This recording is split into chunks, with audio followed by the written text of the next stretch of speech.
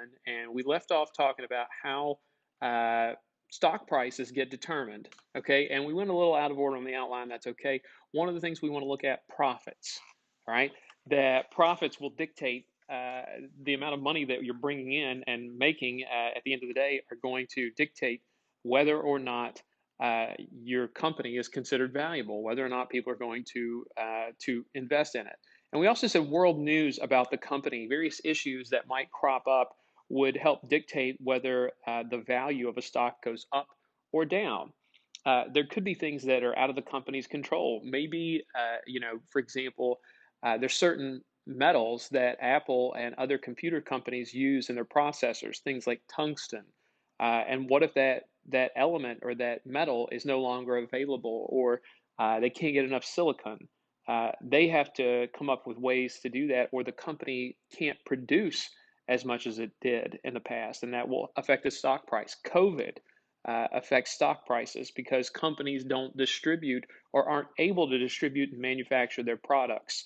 Here's a good example of how that worked. My dad has worked in the car business for decades now, and he said that the car dealership he works for has a difficult time, not because they're not able to sell cars, but they can't get enough new cars. He said that General Motors, Ford, Chrysler, and other factories, because of COVID, they're not able to produce as many automobiles as quickly, and so there's just not enough right now. All right, and that affects the overall value, the profits, the revenues of a company, and so the stock price decreases. Now, the two things I listed on A and B help drive a price. Think of it this way: anything that will give investors confidence in stocks or companies will boost the price. Okay, anything that causes investors to be afraid will decrease the price, because when you're confident about a company, when you're confident or you believe that a company does really, really well, or is doing really well, or is going to do well, you are encouraged to buy. All right. You're like, that's a good company. I want to buy it. But if bad news comes out and causes fear in investors, then people are trying to sell it ridiculously fast. And when they try to sell something, people get nervous and they're like, why are they trying to sell this? And so they don't want to buy it. And when they don't want to buy it, somebody has to lower the price. Think about this. If I tried to sell you, let's say I was going to sell you my phone, all right? And I tell you I want $1,000 for it, but I got to get rid of it today. That would make a lot of people nervous. They're like, well, what's wrong with it? I'm like, nothing's wrong with it. I just need to get rid of it.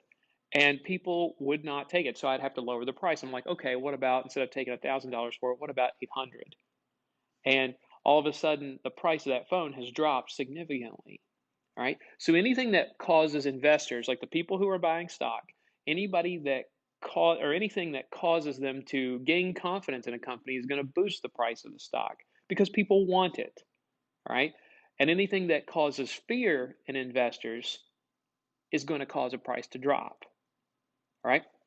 Now, when the stock market is doing well as a whole, we call that a bull market. Okay, and they even have on Wall Street, they have a statue of the bull here, that because they're like the market is charging forward, charging like a bull.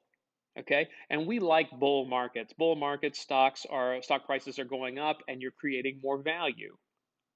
Okay, so bull markets are good things. All right, but sometimes we have what's called a bear market. And bear market is when the stock market is very sluggish or slow, there's little to no growth, or you're seeing a decrease in stock prices in general.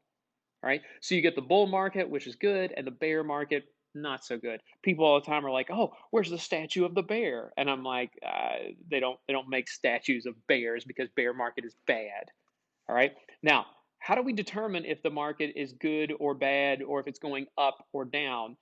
We have a numerical figure on how to do that. It's called the Dow Jones Industrial Average. Now, there are several indicators about how the stock market is doing.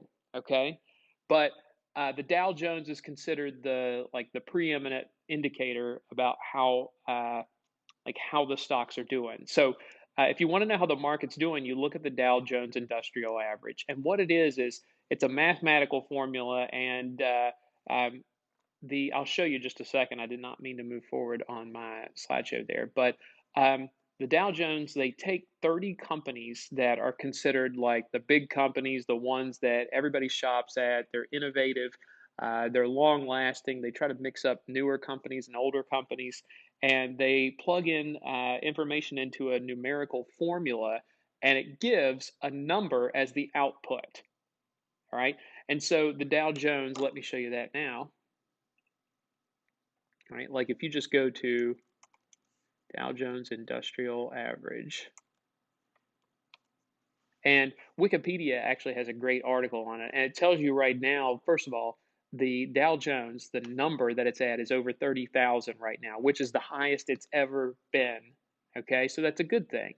All right, so let's just take a look at the Wikipedia article real fast, and there's a reason I want to show you that. First of all, they give you a chart of the Dow over time. You can see that in 1900, when the Dow was just getting started, the Dow is not even near 100, but over time we've gotten over, this shows you all the way to 10,000, but it's well over 30,000 now. All right, so here are the companies currently in the Dow Jones Industrial Average. So the people are like, look, these companies right here, okay, they figure that if these companies are doing well, then everybody's doing well. And a lot of them are places you've heard of: Walmart, Disney, Nike.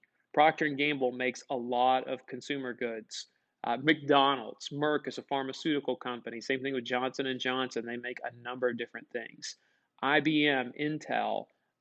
You get Cisco, all right, Coca-Cola, 3M, Boeing, Apple. They try to get a little bit of every different industry, and it tells you the date in which they were added. And it appears that Procter and Gamble has been on the Dow Jones Industrial Average. It's been one of those 30 companies since 1932, which is a pretty good stretch. The newest ones, you can see that Honeywell, and people ultimately don't realize them. They're into a lot of electronic stuff. They do thermostats and other little technologies, right? And those are the companies that are there. And so you can look at a lot of the historical companies that have moved in and out of the Dow here. And I'm not trying to insult your intelligence, but you can look at down here, they show you the mathematical formula. Here it is.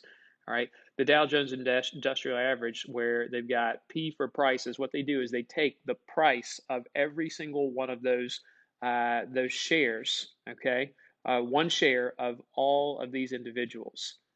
All right, individual companies, excuse me. So they look at all 30 of those companies and they take one share of them, they add them all together, sigma, meaning the sum of all the prices, and they divide it by what's called the Dow divisor. And right now, the Dow divisor is this number. Don't ask me how they come up with that, because that is a little out of my expertise, but I will find it for you. So they divide it by this, and that gives you the output, which right now is about 30,000. So when you see the Dow going up, okay, where we were looking at it before, the Dow Jones Industrial Average going up, this is the numerical output. All right. So when the Dow goes up, that means stock market prices are increasing for those 30 companies. And if those 30 companies are doing well, then we figure the whole market is doing well. All right.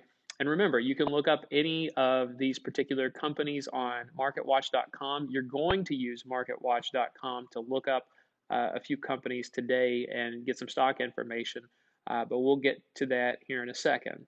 All right, now, the question that a lot of people want to ask is, how do I make money off of stocks? Okay, and there's two ways to do that. One of these is what we call day trading or stock speculation. All right. And when you do that, and when you speculate on anything, you're making a guess. Okay. So imagine at home, right now I'm holding an ink pen in my hand. Okay. And here's what I'm going to do. Let's say that I bought this ink pen this morning because I think what's going to happen is the value of this ink pen is going to go up. All right.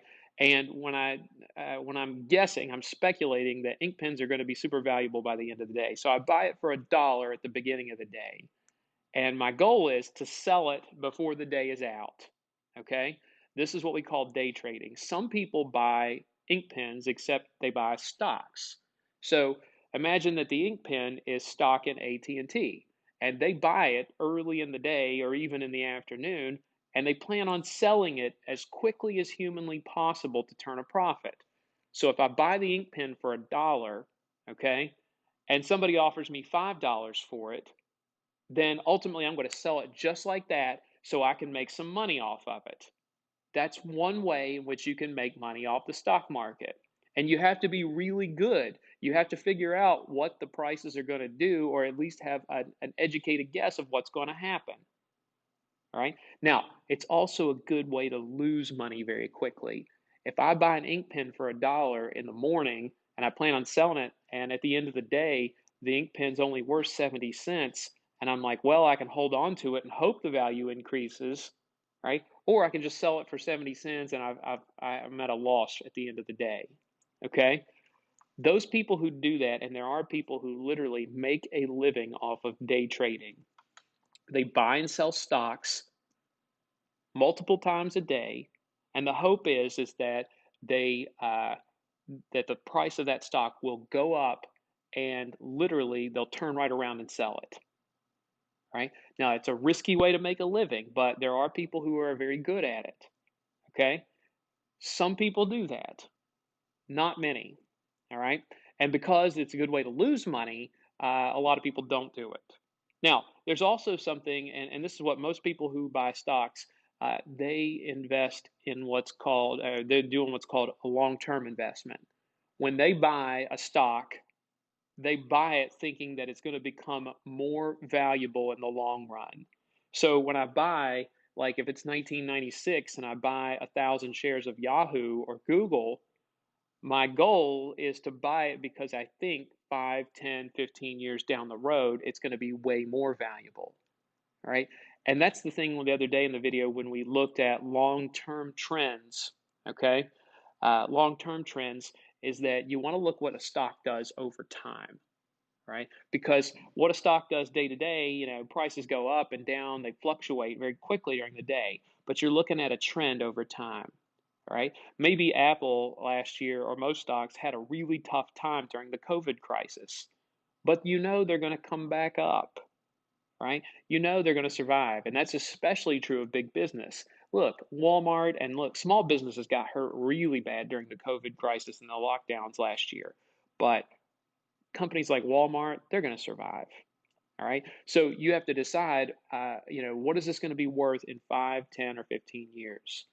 People who buy stocks understand that you don't get panicked or freaked out because a stock has one bad day. All right. You hold on to it over a long term, over the long term so that you can build up wealth over time. All right. Now, another way, and we talked about this in class the other day, and if you weren't in there, you might not have gotten it. Another way that you can make money from stocks is through what's called a dividend. All right. A dividend is when a company shares its profits with its stockholders. All right. What they'll do is they'll say, hey, the company profited a lot. And since you're technically part owner, we're going to give you part of the profits. And how much you get depends on how many stocks you own. They'll usually give you something like 10 or 20 cents is a good dividend per share that you own. So, for example, if I own 1,000 shares of AT&T and they're like, hey, we're going to give you 50 cents a share, then I would get $500, okay, because I have 1,000 shares. So 50 cents times 1,000 means I'm going to get $500. You literally get money from doing nothing. Now, dividends, obviously, the more shares you have, the more money you'll get from dividends. All right. Some people like to collect the money from dividends, but a lot of people will just reinvest it and buy more stock with it. Okay, now I'll show you that again real quickly on here. Like one of the things you can Google, and if you're doing long-term investment, which stocks have the highest dividends, right? And they tell you that the yield on, and there's various websites who will try to get you to buy certain stocks that have good dividends, okay? And you can Google questions like which stocks have the best long-term growth. And so they tell you, like, for example, look at the last 3 years, what Netflix, Amazon, Salesforce, and Alphabet, which is Google, they have grown tremendously over the last 3 years in terms of their sales. So you're seeing, that's a company that maybe you want to consider investing in. All right. Now, you're going to have an assignment on Schoology asking you about which stocks you want to invest in or what you think is a good investment. And you're going to have to do a little research on that. So I'm going to set that up for you. But right now, that's where we're at. Tomorrow, you're going to get a document telling you about a game we're going to play in the stock market. So that's all for this particular video, though.